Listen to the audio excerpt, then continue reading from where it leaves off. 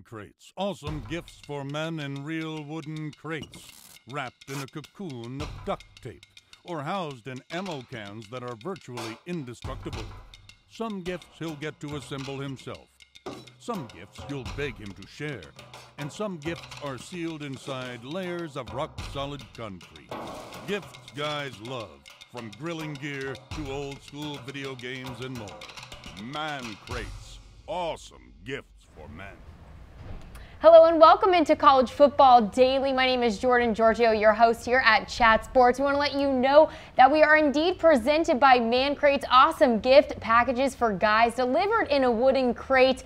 These guys are filled with jerky grams, barware, and project kits, everything that you guys love into one. You know, I've got to buy a gift for a family member right now. I'm looking at Man Crates while we're getting ready for the show. I think that salami bouquet. Delicious. I think I gifted one of those to you at Delicious. one point on a previous show. Is calling my name. Another one that you might like, the NFL or college football barware crates, the personal favorite of mine. We've got the Michigan one. Every time you've got the Cowboys, Texas football one. So those are a big hit. You get the cups for your team, the coasters, and all kinds of goodies to watch the game with. Then that wooden crate just remains around your house. You never get rid of it. It's just something to have. It's awesome around the house what it is. So mancrates.com to check those bad boys out. Yep, our college football analysts here at Chat Sports, James Yoder and Tom Downey, love them, as do I, because they make us ladies' life so much easier when shopping for all the men in our life. So go ahead and check them out at mancrates.com. Guys, how are you doing today? Ready to get into the top 10 players of 2018 by each conference. James, it's actually kind of tough, I think, to whittle it down because there were a lot of notable players who didn't make the cut. Even when we had our just missed the cut, there were a lot of big names that didn't end up making it. You know, Tom, I was in charge. I led the fray in the Big Ten, and you were joking with some other folks yesterday when I mentioned Shea Patterson,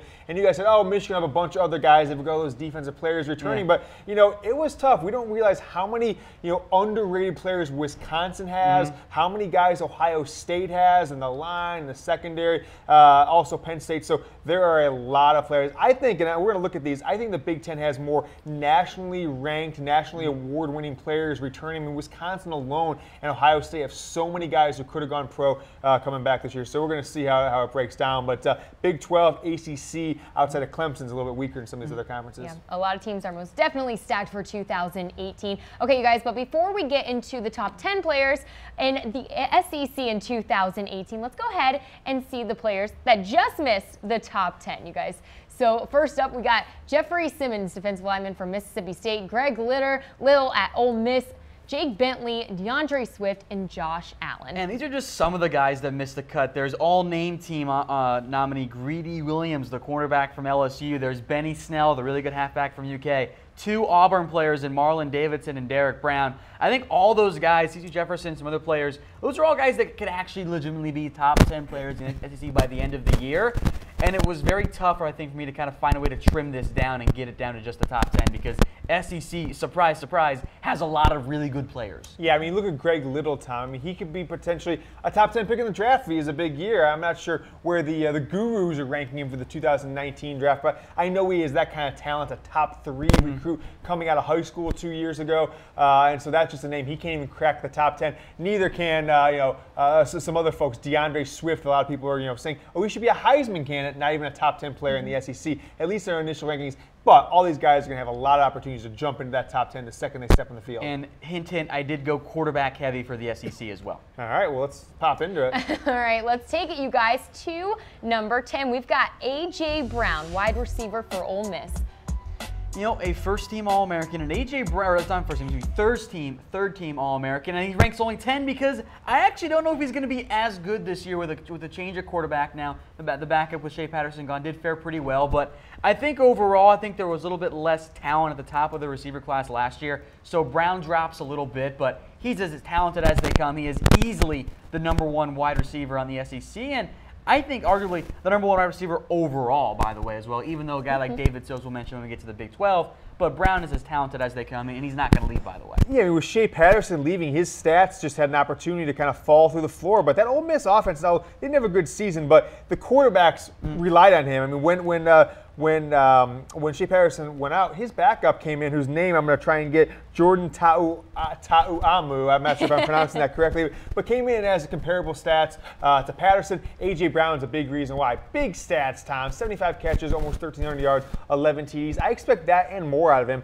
next year. I wouldn't be surprised if he ends up top 5 when all is said and done in 2017. Ta'amu, spelled T-A-apostrophe-A-M-U. Kind of feels like Texas A&M missed out on a chance there. Like he should have gone there. Like a phenomenal player for them, yeah. All right, guys, let's take it now to number 10. We got Jake Fromm for the Bulldogs. This guy had an outstanding season, an outstanding 2017 season. How can he be even better this upcoming season? I mean, in the end, I think this is going to come down to a lot of the quarterbacks we discussed. Just do more. Like, he was very efficient. He didn't always have to do a ton on offense. He did have quite a few TDs, but the yards really weren't all that high. He typically was kind of more of a only throw it when we have to have you throw it. But I think you'll see Jake Fromm continuously rise in these rankings as we go throughout the year. If he ends up having to do more, remember, Nick Chubb is gone. Sony Michel is gone. Now Nick Chubb does come back, but now it's up to Jake Fromm to do a little bit more overall for this Georgia football team. Yeah, Tom, he's losing those running backs that really relied on him. I think they protected him because you knew that those guys were going to produce. He didn't have to come out and try and throw for 4,000 yards, 2,600 yards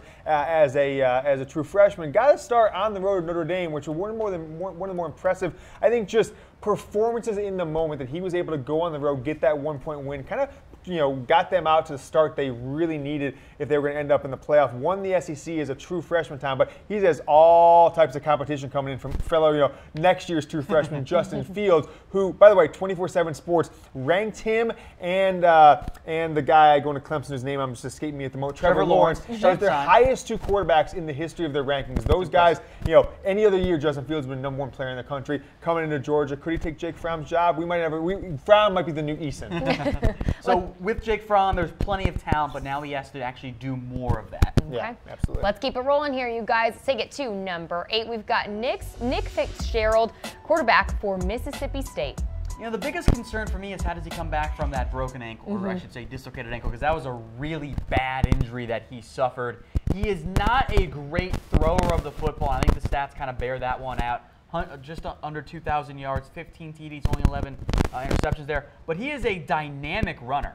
He is as good as they come on the ground as a running quarterback on that front. I love what I've seen out of Fitzgerald on that end. So in terms of NFL talent, Fitzgerald's not a top 10 guy. But in terms of college football playmaking, that's where he does check in as a top 10 player. Well, Tom, so he lost his head coach. I think that knocks him down a little bit for me, at least from that familiarity of Dan Mullen's system that he's thrived in. But he's got Joe Moorhead coming in. What is Moorhead going to do with Fitzgerald? We saw what he did with Trace McSorley. We saw what he did with Saquon Barkley. And from that perspective, I think Nick Fitzgerald could have a huge year under this new Mississippi staff or offense with Joe Moorhead. So from that being said, I look for Nick Fitzgerald to be a big-time player in 2018 under Joe Moorhead's offense at Mississippi State. Okay, well, there you go. Nick Fitzgerald coming in at number 8 on our top SEC players for 2018. Let's keep it rolling. Next up, you guys, we've got Jonah Williams, offensive tackle for Alabama. James, 6'5", 301 pounds, first-team All-American. I mean, not as huge big guy. Not as big as I would have expected, honestly, to be in Alabama, All-American level offensive tackle. So, I mean, this guy is going to anchor one of the better lines in the country in 2018, an Alabama line that is protecting quarterbacks as good as anybody, but then also opening up holes for running backs, like something we haven't seen in college football history. The level of running back talent that they're funneling through this program, it all starts up front with guys like Jonah Williams. He's going to have a big year this year. Jordan, I expect him third-team All-American in 2017. He is going to be a first-team All-American in 2018 and get another first-team All-SEC nominee as well. And he'll probably be a first-round pick in the NFL draft, too. Oh, most definitely. All right, let's take it, you guys, to number 6. We've got Montez Sweat, defensive end for Mississippi State. Sweat could have gone pro this year, and he probably would have been a first, second, or at least third-round pick, a former Michigan State player. And 15.5 tackles for loss, 10.5 sacks this year. He was incredibly disruptive. He's kind of that long and lanky style that you see from some of these edge rushers. 6'6", 241, first-team All-SEC last year. He should be that again this year. I think he'll be in the mix as well for first-team All-American honors if he plays just like he did last year. Yeah, I mean, Mississippi State with 2 players on this list so far, Tom, just from 10 through 6. So Joe Moorhead is not kind of coming into a bare cupboard when it comes to the Mississippi State program in this roster. So Montez Sweat, great name, a ferocious tackler, 15.5 tackles for losses, with most impressive that and the 10.5 sacks. He is just a nightmare for quarterbacks is basically all I can say about him. And he's going to have to be in 2018 for Mississippi State to compete in the SEC West that has, oh, by the way, they've got Alabama and several other schools that are going to make life difficult for the Bulldogs. Okay, Montez Sweat coming in at number 6. Moving on, you guys, at number 5, we've got Jarrett Stidham, quarterback for Auburn. Now, I was actually a little surprised he was the All-SEC second-team quarterback because I like Jarrett Stidham, but his numbers aren't that eye-popping. And I know you got Nick Fitzgerald, who's more of a runner, and Jake Fromm, who didn't have to do a whole lot for Auburn. But I do like Stidham, but I think that we're getting a little too fast here on the hype train right now because he's talented, but I am still snake-bitten by one Jeremy Johnson, who was a complete and utter bust as Auburn quarterback. Yeah, well, Jeremy Johnson came back. People were calling him a Heisman Trophy candidate a few years back, Tom, when he basically done very little. So Stidham has all the accolades coming out of high school. I think him in the Baylor system would have been interesting to see under the Bryles family, Art and Kendall, with that more air raid offense. But Stidham to come in, get all SEC second team in his first year, playing in that system, I am really super excited to see what he can do. He had Auburn right on the cusp of the playoffs. They beat Georgia. They are in the playoff as a 2-loss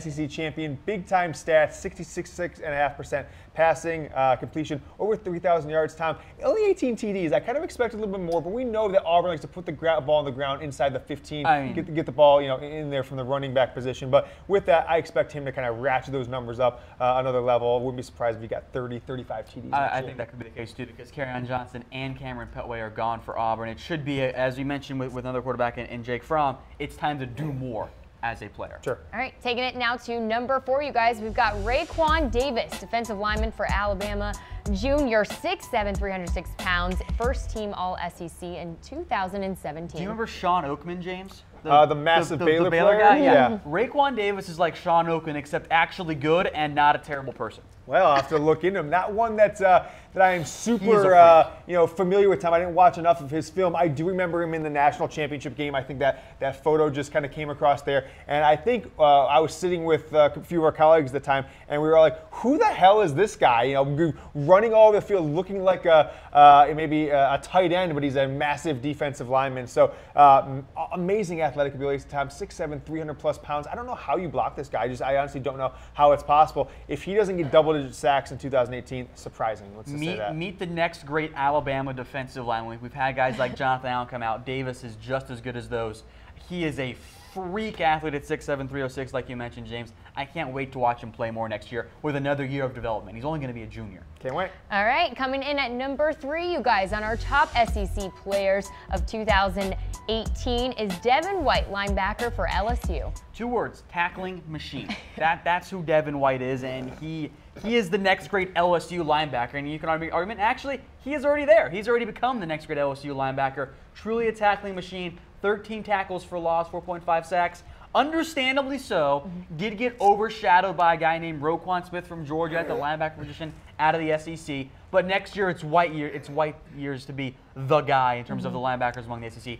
He's very talented. Now, I'm going to have to read up on my LSU linebacker history, but I just don't remember all these great LSU linebackers that have passed that you say he could be the next one. Deion Jones, just to name 3. Yeah, a bunch of guys no one's talking about anymore. But you say tackling machine is an understatement, Tom. 133 tackles. You watch an LSU game, he is just a blur across the screen. Every time there's a play, he is either in on the tackle or right around the tackle. Can't wait to see him play. I could have seen it, potentially putting him higher on this list, 1 or 2. I know when I looked at the rankings, I was thinking Devin White could have been number 1 on this list just because of what he did this past year, but what he projects into the 2018 season. I agree. I think that's very fair. I think that's kind of a common theme throughout these lists, that there's a real argument for these guys to be even higher than they're ranked, I guess, unless they're number 1, of course. All right, guys, coming in at number 2 on our list, Drew Lock, quarterback for Missouri. He passed for 3,964 yards this past season and led the Tigers to their first postseason appearance since 2014. Without Drew Lock, Missouri wins like 2 games next year. Now that he's back, I think they actually have a chance to make a bowl game. The accuracy does kind of concern me a little bit. It's below 60%, but 44 TDs and about 4,000 yards for a team that is often having to throw the ball all day long is pretty good. His stats are out of control. They're literally amazing. I don't think I appreciated how good of a season he had until we started putting this list together, looking forward to 2018. But 4,000 yards, 44 touchdowns time, and you don't get these crazy numbers. Like Deshaun Watson had more interceptions than Locke did. So 13 interceptions is not bad when you're considering 44 touchdowns and how many yards he threw for.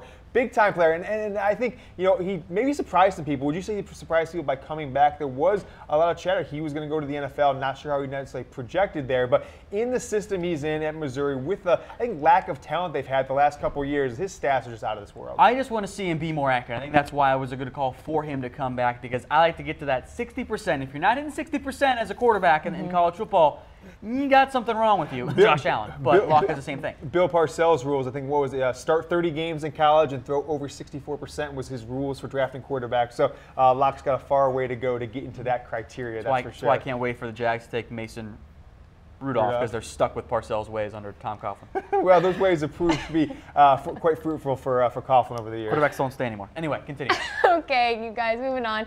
And let's see who lands the #1 spot in our top SEC player of 2018. We've got Tua Tagovailoa, quarterback for Alabama. This guy went from being Alabama's backup quarterback to being an early favorite to win the Heisman in 2018 and the hero for the past national championship Just to note, game. Jordan, you were the only person to now get it multiple times, get his name right. I still am listening to SEC shows and they are butchering it. So congrats on that.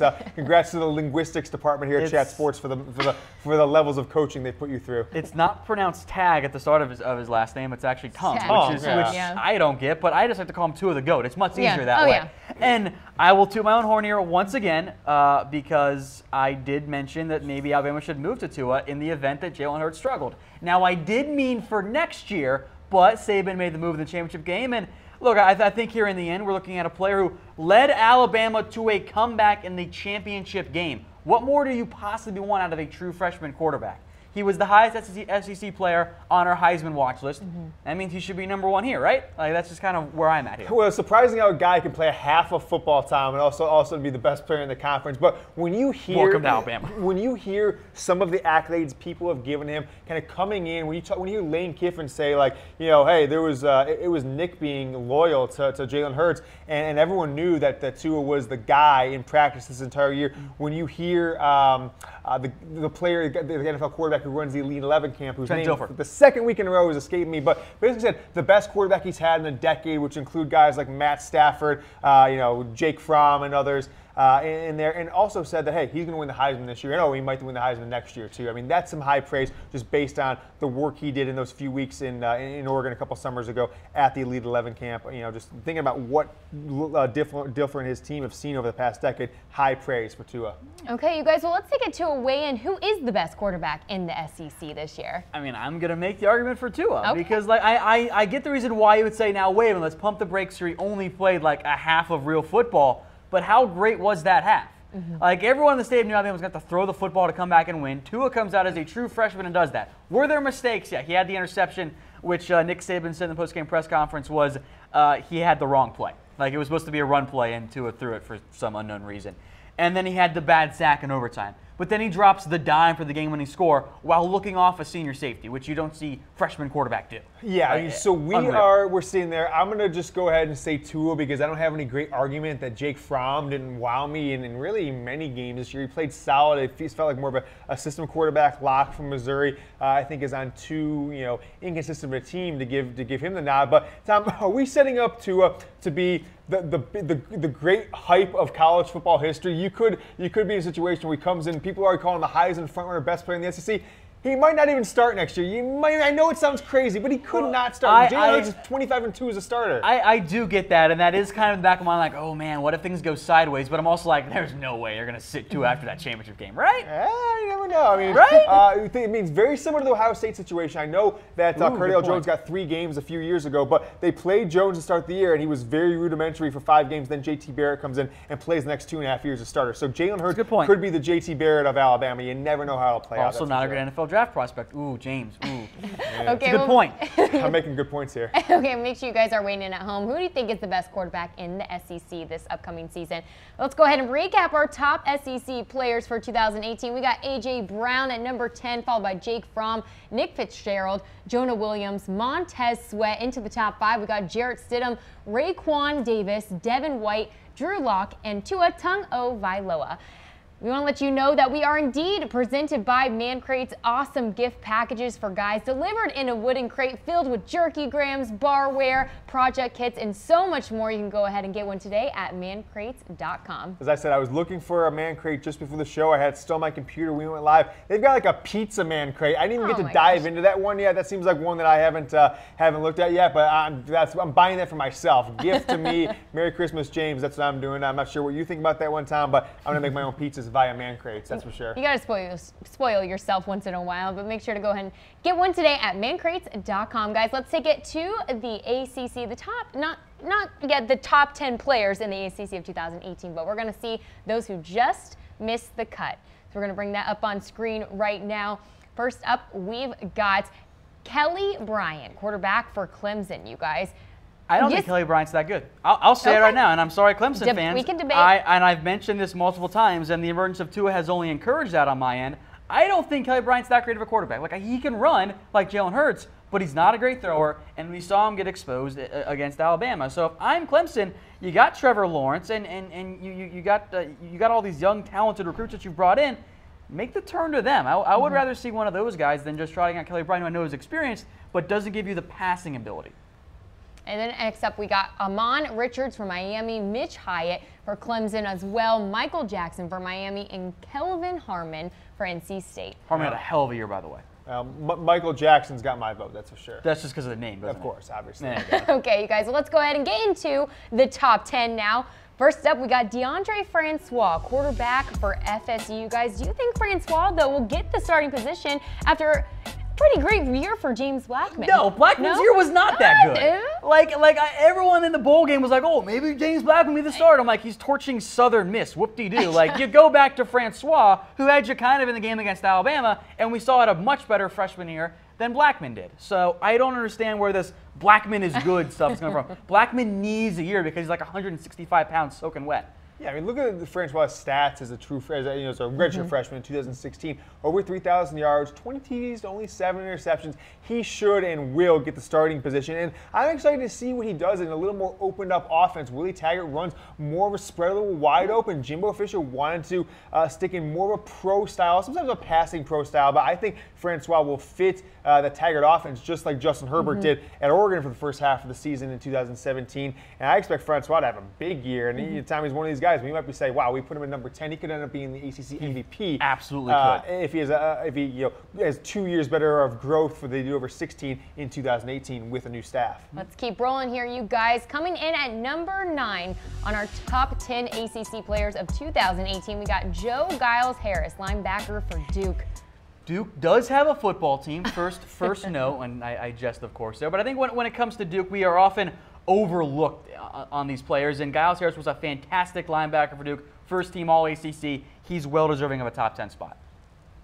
All right, let's move on now to number 8. We got Shaq Quarterman, linebacker for Miami. Guys, will the U be back in 2018 as well? I think the U is kind of already back. And when it comes to Quarterman, he was one of the best linebackers in all of college football last year. I think he got overlooked because some other players like Roquan Smith and the ACC as well. Tremaine Edmonds, who is a stud as well. With Quarterman, he'll be a Buckus Award candidate again this year. Very talented player, part of a very young and talented Miami defensive unit that's going to be great again next year. Is he going to be wearing the turnover chain is what I want to know. Great name, Shaq Quarterman. Can you have a better name for like a Miami linebacker than that? I think this guy was built to just wear the turnover chain to bed every night. But big year for him last year. Expect more from him coming up as a junior in 2018.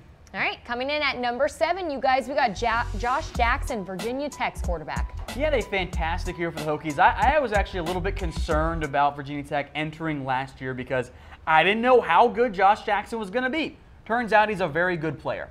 Yeah. And I loved what I saw out of Jackson. I think he's going to have another strong year. Needs to get a little bit better in terms of consistency, which does make sense as a freshman quarterback, but I was very impressed by Jackson. he and Virginia Tech are going to be a very good team this year. Yeah, we saw that on screen, the Michael Vick record. That's, of course, that's the team record. That's not like a national record or anything like that. So Vick had a big season. Where did Vick go in his redshirt freshman year? Well, he went to the national championship game in 1999 against Florida State. So big numbers for Jackson to put that up. Tom, we had him in our Heisman Trophy short list, first 4 or 5 games of the season until that Clemson game when they finally lost, and he was, I would say exposed, but wasn't putting up 300 yards and 4 touchdowns. Showed that it was Clemson. Yeah, exactly, against other teams. But if we see growth out of him, we could see another big year in 2018, and he's got multiple years left. He's not a guy I think is going to go pro early, so we might see him for 3 more seasons. Agreed. All right, keeping it rolling, you guys. We got last year's ACC Rookie of the Year, A.J. Dillon, running back for Boston College. James, you know about A.J. Dillon because he almost went to Michigan. Well, not only did he almost went to Michigan, he was a longtime Michigan commit, and after they continue to pursue Najee Harris, he decided to look elsewhere, went to Boston College.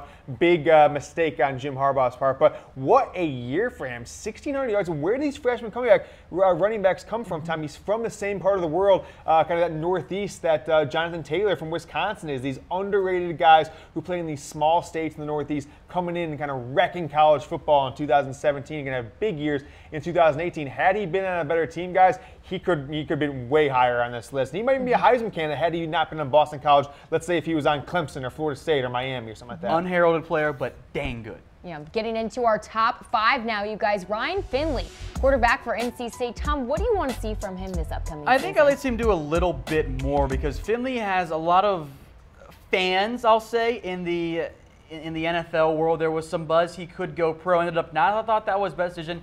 The yards and the accuracy are there, same with the lack of turnovers, but I would like to see a few more touchdowns. Nyheim Hines leaves for the NFL from NC State. I think Finley's going to take that next step forward. He's the guy to watch if you're a big NFL draft fan. With Finley, he was always a member ahead of Kelly Bryant. That's why he makes the list over Bryant as well. Yeah, I mean, what a year by him, Tom. Got the 3rd-team All-ACC mark, and you expect big things to come back from him this year. His stats are certainly impressive, guys. 3,500 yards, 17 touchdowns, though. Didn't put the ball enough in the end zone for me to really give him higher accolades, get him up in the 1, 2, 3 ranking. And we see when those 1, 2, 3 guys are. It's 3 guys who are kind of anchoring the same defensive unit on one team. And we're going to just talk about how ridiculous that lineup is going to be this year. But Finley at 5, I think, is an apt place for him at this point. All right, coming in at number 4, you guys, we got Cam Akers, running back for FSU. He had a phenomenal 2017 season. Also broke Dalvin Cook's freshman rushing record that he set in 2014 at FSU. I know that Patrick comes back for FSU. I would kind of like to see just Cam Akers get all of the touches. Like, I think he's that talented of a halfback. I think he can be a Dalvin Cook level player for FSU. Tom, I consider putting him on our top 5 Heisman list. I really did look at him as a potential Heisman Trophy candidate because you come in and you have 1,000 yards, and he didn't get tons. I mean, he wasn't like he was toting the rock 30 times a game or anything like that to get to those yards. So I expect him to be Heisman level for the next couple of years, definitely an early entry 2 years from now. And if he doesn't get 1,700, 1,800 yards this year, I will be very surprised. Expect him to put the ball in the end zone 18, 20 times as well. I don't care if he splits carries or not. He is that level of talent. Some people said by the end of their senior years, he was a better prospect than Najee Harris, so we saw what he did in the national championship game. Another true freshman coming out of nowhere to play big exactly. Landing our number 3 spot in our top ACC players of 2018 is Clelin Ferrell, guys, defensive end for Clemson. Kind of take your pick of these next 3 players as to who you wanted at number 1. I went with the one who I think is the better college player. Ferrell had a lot of sacks and tackles for loss last year. I still think he's actually a little bit raw in spots. I have him 3rd among the Clemson defensive linemen. Again, you can take your pick. I think when it comes down to Ferrell, he probably should have gone pro. Like, I don't think he has as good as a year that he did last year. I think his numbers come back down to just a little bit. This defensive line is just absurd. It's unreal. I mean, the size of him is coming off the end at 6'5", 265. You might see, I mean, that could even be a lower number at this point. He could be up there 280, 285 by the time he gets to the NFL draft. First-team All-American last year. Is coming back. He's going to be probably a multiple-time All-American. Those stats, the tackles for loss, sacks, how is he getting these stats? Well, he's got some teammates that are kind of keeping the heat off him from that offensive line. We'll see here coming up at 1 and 2. And we got another Tiger coming up on our list, Christian Wilkins, defensive tackle for Clemson as well. They are just stacked this season. What do you guys want to see from Dabo Swinney's team in 2018? It was the same deal as Clemson here, or as Ferrell. Like, he probably should have gone pro. Like, he's a little bit bigger guy. He's a little bit more of a run stuffer than Ferrell, and I think that's where the stats don't always show. Oh, doesn't have as many sacks, but he's dynamic against the run. I am a huge fan of Christian Wilkins, and I think that had he gone pro, he would have been in the mix to be the first defensive tackle off the board. I think he would have gone in the first round. And in next year's class, by the way, James, you have an incredibly loaded group of defensive linemen that are going to head to the NFL, including the #1 guy on our list. Yeah, I mean, the #1 guy, if you think we'll talk about these guys in the Big Ten, but like these guys, the defensive lineman coming back in 2018 is the best I've ever seen in my lifetime in college football. You've got all these sophomores going to be juniors in the Big Ten. You've got our friend down there, Houston, who's not even making this list. Ed Oliver, he's going to be a top 5 draft pick. Bosa, Gary, and then these guys at Clemson. This is an amazing year for defensive linemen. All right, and landing that #1 spot of our top player in the ACC for 2018 is Dexter Lawrence, another defensive tackle for Clemson, you guys. I think that Dexter Lawrence is a little bit overlooked because he is a bit of a run stuffer. He is 6'5", 340 pounds, but Dexter Lawrence is a monster. I know the stats don't always show it. I would not be surprised if next year Dexter Lawrence is the first Clemson defensive lineman taken in the NFL draft. He is incredible. I mean, how do you run up the middle against Clemson? I mean, 6'5", 340, just clogging the middle. Basically, the best 3 linemen maybe in the country, Tom, are playing on the same team. I just don't even know what to think about that. And then to think about all the guys Clemson has coming in next year, it's not going to stop this Clemson, defensive lineman, just sack and tackle for loss training they've got going on. It's going to, Tom, one publication put them #1 because of these 3 guys coming back, surprisingly. I understand why a little bit. All right, guys, let's go ahead and recap the top ACC players for 2018 real quick. At #10, we got DeAndre Francois, followed by Joe Giles-Harris, Shaq Quarterman, Josh Jackson, and A.J. Dillon. Into the top 5, we've got Ryan Finley, Cam Akers, Clelin Ferrell, Christian Wilkins, and Dexter Lawrence. And there's the top 5 players that just missed the top 10. Just missed the list. Any of them can get in for sure, but Kelly Bryant's the one that I think is the one that'll end up being on that list. Once again, you are watching College Football Daily. I'm your host, Jordan Georgia, alongside our college football analysts here at Chat Sports, James Yoder and Tom Downey. Guys, what do you think of our SEC list and ACC list thus far? There's so much talent. It's going to be amazing here. That's just I kind can't of even where wait. I end up settling on. There's just an incredible amount. In the SEC, not as top-heavy as some of the other conferences. The ACC, we saw how Clemson and a little bit Florida State top-heavy that one. As we get into some of these other, Big Ten is very top-heavy where these players are listed. Not so much as the SEC, other than Alabama's got a few players, of course. All right, let's take it, you guys, to the Pac-12 now. Here's a look at all the players that just missed our top 10. We have Greg Gaines, Jalen Jelks, Marvel Tell, Jalen Thompson, and Julian Blackman. A lot of Jalen's and Julians on there.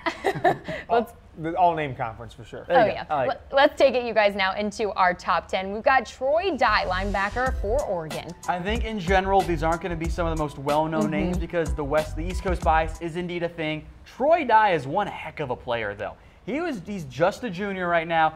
Keep an eye on him. He's got good size, he's a good tackler, can get some sacks as well. I'm a big fan of Dye's ability as a player. Great player, Tom. One of the ones I always am a fan as I watch a game. If I don't know a ton about the teams, the players, who's jumping off the screen, who I see in on every tackle, making plays, seemingly have a high motor. Dye's one of them. I didn't get to watch a ton of Oregon games this past year, 1 or 2. Dye was the guy that popped off the screen for me, so we expect a big year out of him. All right, taking it now to number 9 on our list, we got Nate Herbig, offensive lineman for Stanford. Fitting name for a lineman. Herbig. He is a big boy. Big boy, 6'4", 350 pounds. Yeah, first team all Pac-12 last year, 2-year starter, so he's going to have a chance to come back. He's going to be a 4-year starter at Stanford, right? Started as a freshman, started as a sophomore, now come back as a junior. 4-year kind of guy. I expect him to be a first-team All-American. I know, he's not getting as much accolades as some of the, Ohio State and Alabama linemen, but he had a big year. And with the, I think the Stanford offense coming back with KJ Costello and with Bryce Love coming back, they are just going to be a machine this year, and Herbig is a big part of that. All right, let's take it now to number 8 on our list. We've got Taylor Rapp, safety for the Washington Huskies. Huskies lost a couple of notable corners a few years ago and guys like Kevin King, but Rapp is back, and he is a very talented player. The sacks and interceptions aren't great, but he's a safety. That's not really his main role. He is a very talented player. Not the biggest guy, but you'll see Rapp on Sundays. Solid hip-hop artist, I've been told, too. Nice joke. Moving on, guys, at number 7, we've got N'Keal Harry, wide receiver for Arizona State. I am very curious how he is used in this new whatever offensive team Arizona State looks like. Will Herm Edwards actually get him the ball? like he should. I don't trust Herm Edwards. Tom, I just can't wait to watch Arizona State as a program over the next probably just year. That's all I can imagine. Well, Herm Edwards, like 2 years. I mean, he's already failed the press conference when he didn't realize the school was called the Devils, and he thought some devil worshiper was in the press conference. And now he's got N'Keal Harry coming back, who is a beast of a man, 6'4", All Pac-12 last year. If he can repeat those stats, he's going to have All Pac-12 year again, maybe All American. But I just don't see Herm Edwards coming into college with any clue what to do. He's supposed to keep most of his staff. All those guys are kind of bailing ship already, so we'll see what comes of this team in 2018 and beyond. Coming in at number 6 on our list, you guys, we've got Myles Gaskin, running back for Washington, second team All Pac-12 in 2017. I thought he was going to go pro. He ended up decided to come back to Washington for one more year. He'll be a senior. That's a big boost for the Huskies. Gaskin a little on the underside side of things, but he is a workhorse back. I mean, look at those numbers. That's insane for a college player. Well, the 24 touchdowns is the insane part, Tom. And then going to the playoff a couple years ago in 2016, coming back and putting these kind of stats, I expected him to go pro. I think it gives Washington a chance to be kind of a sleeper playoff team this year again. I mean, they were really in it last year. I know people weren't talking about them a lot, but they had the opportunity in 2017 after going in 16. Gaskin's back. They've got the quarterback Browning back. I think Washington is a team that might sneak in there all of a sudden, middle of October. We might see, wow, Washington's number 4 in the country, and no one saw it coming. Getting into our top 5 now, you guys. At number 5, we got Cameron Smith, linebacker for USC, first team All Pac-12 in 2017. Another good defender from USC that could have gone pro, decided to come back for one more year. And they need that because the offense is not going to be that great. I'm a big fan of Cameron Smith, another kind of a old school tackling machine at linebacker. And quite a nice sports coat that he's got in picture, fancy. rocking the red. Big guy time. You don't see linebackers 6'5" all the time. Usually they push them up to defensive end if they're that big. But he is quite nimble on his feet for 6'5", 250. Kind of reminds me like an NBA power forward. It's a little short. I think he's a guy who could also play on the other side of the ball. I wouldn't be surprised at some point if he got a snap or two on the offensive side, just based on his size and the freak athletic ability I've seen from him. I know they haven't really done that, but could he get in there as tight end or a fullback? Maybe. You never know. Not really talking about Mike Vrabel role. Absolutely. All he does is catch touchdown passes, Vrabel, now with the Tennessee Titans. Landing our number 4 spot of the top Pac-12 players in 2018, we've got Justin Herbert, quarterback for Oregon. Guys, he broke his collarbone midway through the season last year. Right. Ready for my bold prediction that probably won't end up coming true? Heisman. He finishes highest in the Heisman among Pac-12 players. Is what I was going to say. Yeah, I think that's probably fair. I think there's a couple players coming up here, most notably that's why it's bold prediction. A Stanford one that I think will give that very bold prediction now that I really think about it. But there's a quarterback in his own division that I think will give him a run for the money, one Jake Browning. It's all about system, Tom. I know Mario Cristobal was his offensive coordinator, and we have seen this in the past with Oregon where they have an underclassman quarterback kind of coming back under a new coach. One, just a few years ago with Chip Kelly leaving on to the pro, they brought him back Heisman Trophy winner. We all know who I'm talking about there. Justin Herbert has the same opportunity in Oregon. And Tom, he had a phenomenal year. Huge guy. I mean, 6'6", 225, and his ability to move, his ability to throw the ball. I mean, he's got a pro future, if you ask me. He can add more weight to his frame as well. And I'm a big fan of Justin Herbert. If he has a good year, he's going to be in the mix for number 1 overall pick in the draft. Project those stats out over a full season. It's really good. Yeah. Keeping it rolling here, guys. Coming in at number 3, we've got Jake Browning, quarterback for Washington. I mean, a phenomenal year in 2016, a Heisman Trophy level guy, top 5 in the voting, if I'm recalling this correctly, but fell off the radar in 2017. They had a tough year. He wasn't the same guy that I remembered in 16, although his stats were okay, but it seems to be an off year for Washington in general. I don't know what was going on with their team. They didn't seem to have some injuries. Anymore. Yeah, they had some notable injuries. Trey Adams, working off tackle, got hurt. I think that was a big factor there. Browning, my biggest knock on him is arm strength and just size in general, 6'2", 210. And remember, that's program weight. Yeah, probably 6 foot, maybe 6'1", 190. Yeah. Coming in at number 2, you guys, we got Khalil Tate, quarterback for Arizona, now under a new coach at Kevin Sumlin. Is there a more fun player to watch in college football? Well, so our 1 and 2 in the Pac-12 are now our 1 and 2 in the Heisman, the one we released last week after Khalil Tate got a new head coach and Kevin Sumlin, after our number 1 player decided to come back from the NFL. I just can't wait to watch this guy. No one got a chance to watch him. They were playing those 9 o'clock West Coast games. I can't wait to see him under the same system that won Johnny Manziel a Heisman Trophy in 2012. Guys, Kevin Sumlin's coming in there. The best fit coach and player, best fit you can imagine in 2017-18 in college football. Taking it now to the number 1 spot in the top Pac-12 players for 2018, guys. We've got Bryce Love, running back for Stanford. Like, duh, right?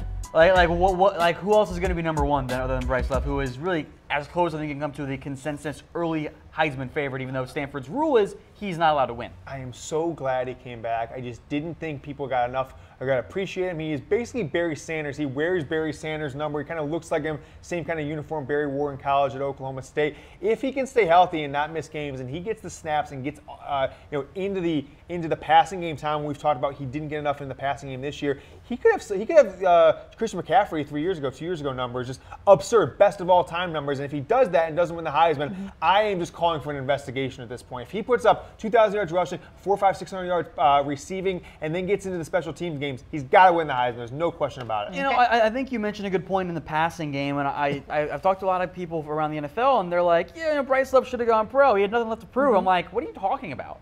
Like, Bryce Love didn't show really anything in the passing game. By coming back, he has a chance to, I think, actually improve his NFL draft stock. I don't think Love would have gone that high had he gone pro this year. I really don't think that. So it was a good decision for him I to do stay think it was a another good year. decision. Plus, maybe he can finally get Stanford a Heisman Trophy. Yeah, there you go. And you've got KJ Costello coming back, which I can't underestimate how that's going to help Love be able to keep the defense off his back. Costello can throw the ball like nobody. He's going to be an all Pac-12 level player this year. So that's our Pac-12 list. It's going to be awesome. Very top heavy. Herbert, Yes. Tate, and Love. Those are the name players. All right, you guys, let's go ahead and recap that top Pac-12 players for 2018 list. At number 10, we've got Troy Dye, followed by Nate Herbig, Taylor Rapp, N'Keal Harry, Myles Gaskin coming in at number 6. Into our top 5, we got Cameron Smith, Justin Herbert, Jake Browning, Khalil Tate, and at number 1, we've got Bryce Love. And there's just a quick look at all those players that just missed the top 10 list.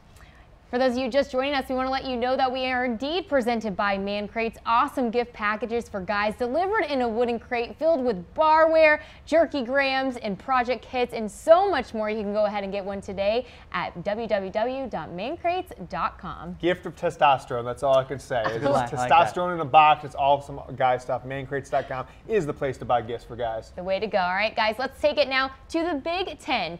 The players that just missed the top 10, we got Brian Lewerke, Lavert Hill, Alex Hornibrook, Dwayne Haskins, and Michael Jordan. There's also a guy named Draymond Jones who could have gone pro on the defensive line for Ohio State that also just missed it. What decade is it? The 80s? Michael Jordan, Michael I know. Jackson. I know, right? I mean, Tom, I was the lead on the Big Ten this one. I couldn't tell you. I could have gone 25 deep in the Big Ten. They have so many huge. first, second, third team All-American level players coming back. Nevertheless, I mean, Lavert Hill is a guy I originally saw like, oh, he'll be 6, 7, 8. Like he was number 15 on my list. It's going to be crazy in the Big Ten next year. Well, let's get into our top 10. Guys, coming at number 10, we got Clayton Thorson, quarterback for Northwestern. James, I'll let you start because I have some quick thoughts on Thorson. Well, Okay. one recent mock draft for 2019, a year from April, had him as the top 5 pick overall time. I didn't know he had that kind of street and draft cred, but the numbers speak for themselves. He throws a lot of interceptions, but he led Northwestern to a phenomenal year, guys. I don't know what people were sleeping on Northwestern, but he is the best quarterback they probably ever had in the history of their school. I maybe felt bad for rating him this low, but there's so many good guys above him. I've seen that too, and he does have some NFL supporters, and I just go, why? Like, I honestly don't think Clayton Thorson's that good. He's not that accurate. He makes too many mistakes. I know there's a lot of buzz around Thorson. I actually don't think he's that good. Tom could play for 2 more years. There's only a redshirt junior in 2018. He We'll should see because what he has not shown a whole lot. All right, taking it now to number 9, you guys. We've got Bo Benshaw, offensive lineman for Wisconsin. Well, this offensive line is absolutely ridiculous. They had multiple All-American guys. They had basically the entire Big Ten, the entire line was in the Big Ten first, second, or third team. Bo's coming back. It's going to be a senior, All-American, All Big Ten. Wisconsin's got the best. People are sleeping in Wisconsin. They have the best offense in the country next year. You're going to see it. Offensive line, wide receiver, quarterback, running back. It's awesome. Bo is the man. All right, coming in at number 8, you guys, we got Devin Bush Jr., linebacker for Jim Harbaugh's Michigan Wolverines. Yeah, James. he's got the dreadlocks hanging out, the number 10. He looks great in that uniform. Got off to a great start of the year in those Mays uniforms against Florida, Tom, and he really kind of never let up. Some phenomenal stats. 3rd-team All-American last year, finalist for the Butkus Award. One of about 5 or 6 Michigan juniors coming back that got their first time starting in 2017. They're coming back for their junior season. They started as sophomores in 2018. They have a chance to do really big things to that defense. So Bush, I expect a big year out of him in 2018. Undersized but can fly. Absolutely. exactly. Moving on, we've got Trace McSorley, quarterback for Penn State, coming in at number 7, guys. But Penn State did lose a few weapons this year. They're losing tight end, their best receiver, maybe one of the best running backs in Saquon Barkley in college football. Lost their offensive coordinator. So it's kind of like Oklahoma last year, Tom, with Baker Mayfield. Trace McSorley losing all of his head coach was what happened to Baker, and a lot of his skill position players. Trace McSorley, coordinator, all skill position people. He's going to have to put the team on his back. I don't love his NFL draft stock because, well, he's not very big at all, and I think he benefited from having all those great players around him. But go prove me wrong, Trace. Take that next step forward and now carry your offense instead of winning in part because I'm going to throw this out there, the comparison thing. Could he be a Drew Brees? I'm just saying, like, he looks the part of a Drew Brees. He throws for big numbers. That's a sneaky 3,600 yards. Let's see how he does without Barkley, without Deshaun Hamilton, without Mike Gesicki. Fair enough. All right, coming in at number 6, you guys, we got David Edwards, offensive lineman for Wisconsin. Another offensive lineman for Wisconsin. Their entire team is offensive linemen that are All-American, all first team. First team All-American in 2017. The two first team All-Americans on that line coming back from Wisconsin. Unprecedented in the Big Ten in my lifetime, at least. I can't wait to see what this line can do with Jonathan Taylor, with Hornibrook, with that wide receiving core.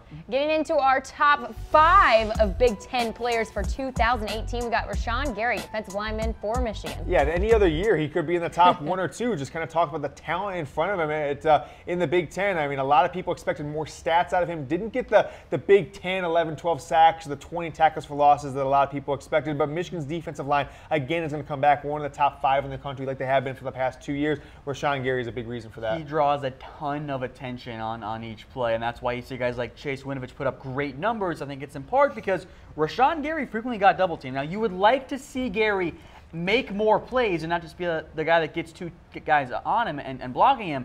I think he might be able to do that next year with Milhurst gone. He's going to have to be that guy. Going to have to make a lot more plays. Projected top 10 pick in the 2019 NFL draft right now by a couple people. Loaded defensive line class. Oh, yeah. Unbelievably good. Oh, yeah. Landing our number 4 spot, you guys, Nick Bosa, defensive lineman for Ohio State. I mean, the only difference in him and Gary, in my mind, why he's 4 and Gary's 5, is just the stats. More tackles for loss for Bosa. And he did it better as a freshman, so in 2016. So I think he's got more of a body of work to give me confidence that he's going to be able to do it in 2018. And, oh, by the way, his brother has become one of the better players in the NFL 2 years into the league. I think there's a real argument that Nick Bosa is the #1 player in the Big Ten, if not all of college football. Sure. Like, he's that talented of a player. I don't know what the Bosa family does and how they build these children, but I think the U.S. government needs to go figure it out and say, okay, we're just going to take your DNA and make an army of super soldiers. Yeah, absolutely. I mean, it's like Arnold Schwarzenegger's their dad or something like that. All right, moving on, you guys, at number 3, TJ Edwards, linebacker for Wisconsin. Another first-team All-American coming back for Wisconsin. 3 Watch in this out. top 7, 8, 9, or whatever we got here coming back. And not even the best player on Wisconsin on this list. It's just how stacked they are. People, you guys, I said I wanted Wisconsin at number 3 on our top 25. Everybody in this office, all of our AP-style voting internally, you put me down for that. Wisconsin has more talent coming back as far as accolades and production than any team in the country. TJ Edwards, the best linebacker, probably coming back in America next year. Landing our number 2 spot, you guys, J.K. Dobbins, running back for Ohio State. He led Ohio State in both carries with 194 and rushing yards with 1,403 this past season. I think he'll get more work this year. I think he's going to surpass 200 yards on the ground. I think you might see him more involved in the passing game as well. He is a very, very talented player. Well, you've got to get him more involved in the passing game. He was really absent in that passing game. And he's going to split carries with Mike Weber. I'm surprised Weber didn't get the writing on the wall. But second-team All-Big Ten and a very loaded Big Ten running back group in 2000 and 2017. But now Dobbins is kind of the man of Ohio State. He's the best player. He's the highest profile coming back. They lost a lot of guys, most notably J.T. Barrett. Landing our number 1 spot of top Big Ten player for 2018 is Jonathan Taylor. You guys finished 6th in the Heisman voting this past year. I'm excited to see where he lands this year. He is the next great Wisconsin halfback who just gets all of the yards. That's what Jonathan Taylor is going to be. If he stays 4 years, he will be the leading rusher in NCAA history, also held by a Wisconsin running back in Ron Dane. And I can't remember a player who's come out and made that big of an impact as a freshman. Unheralded, right? I mean, Adrian Peterson did it like 13, 14 years ago. He was heralded. Taylor was so unheralded. It's such a surprise. He did it all year. Every single game except for one over 100 yards, multiple 200 yards a game. He's always the #1 excellent player. And by the way, a top 3 Heisman candidate. Was down to Harvard and Wisconsin, picked Wisconsin. I think that was for the betterment of his NFL career. Maybe not the academic side because it is still Harvard. Yep. All right, guys, let's go ahead and recap our top Big Ten players for 2018. We've got Clayton Thorson at number 10, followed by Bo Binshaw, Devin Bush Jr. at number 8, Trace McSorley, David Edwards, and into your top 5, Rashawn Gary, Nick Bosa, TJ Edwards, J.K. Dobbins, and at number 1, we've got Jonathan Taylor. And here's just a quick Keep an eye out for Brian Lewerke. I know people are sleeping on him. I think he's going to have a big year. And there's a lookout. see. Those players that just missed the top 10 for our top Big Ten players for 2018. You are watching College Football Daily. I'm your host, Jordan Giorgio, alongside our college football analysts here at Chat Sports, James Yoder and Tom Downey. Guys, let's go ahead and take it to the Big 12 now. Here's a quick look at those players who just missed the top 10. We got Daniel Wise, Caleb Kelly, Ross Blacklock, Jalen Rager, and Colin Johnson. Kansas does have a good player still left on the defensive side of the ball, and it's Daniel Wise. And, you know, that's kind of all Kansas has going for And them. that's it. All right, guys. No other players. Let's take Just it kidding, now there's one. to number 10. We got Denzel Mims, wide receiver for Baylor. Well, there's that Baylor player. And look, he had a great year. He was highly productive in this Big 12 defensive system that just has bad corners is kind of what I think it's at. Like, teams just are not good at stopping the passing game for whatever reason in the Big 12. I'm a big fan of Denzel Mims. He's a very talented player.